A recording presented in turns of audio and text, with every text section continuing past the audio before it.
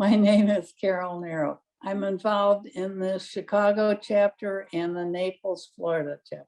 I have been in charge of it in the Chicago area since we started in the year 2000. We have partnered with Northwestern University, which is right down the street from where I live. And they take the applicants, the applications from the students who are applying for the Round the World grant. And then they choose the top 3 out of that. Their committee chooses the top 3. We have a committee that I choose every year. Sometimes the same committee, sometimes we have different people.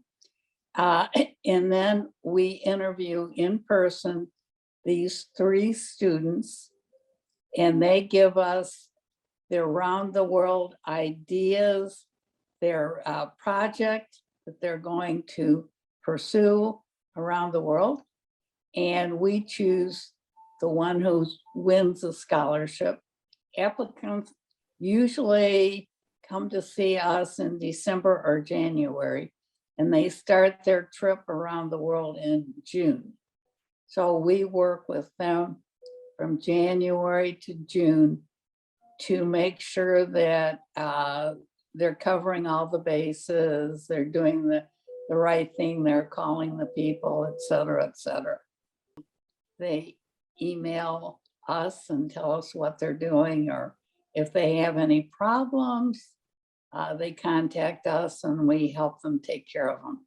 I love working with those students, very, very much so. But as they are traveling, they send us emails about what they're doing and getting to know those students. Some of them have become lifelong friends. The foundation is the only charitable division of the circumnavigators. Other than that, it is a social organization of people who traveled around the world. The foundation is where we contribute money to send these students around the world. To be very honest, I didn't realize that it had been 50 years already. I think that's wonderful. I really do. Chicago is not the only chapter that does it. Quite a few of the other chapters do it, but I believe that we and Georgetown are the only ones who do it every single year. Others do it every 2, every 3, or occasionally. It's a group of people who have traveled around the world. They meet, depending on the chapter, they meet 3, 4, 5, 6 times a year.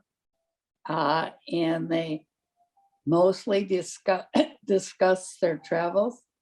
And it is the only place where you can discuss your travels and people are really interested and ask you questions. Most times, if you tell someone you traveled around the world, they say, oh, that's interesting. And by the way, I went to the grocery store. And it has always been top of my list, both in Naples and Chicago. I always go to their meetings. Again, because you can talk about travel. And everybody talks about travel and everybody's interested in it. The first circumnavigation my husband and I did was on business. Most of them were on business.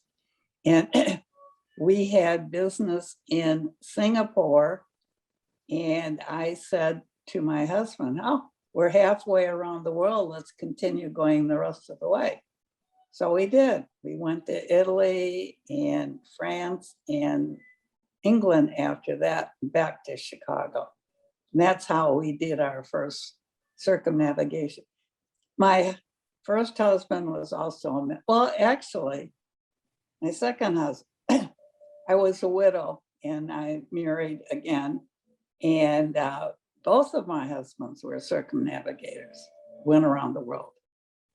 So it's in the blood.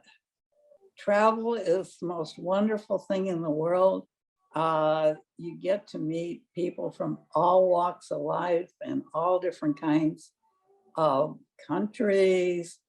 And you find out that down deep, we're all the same, which is very good.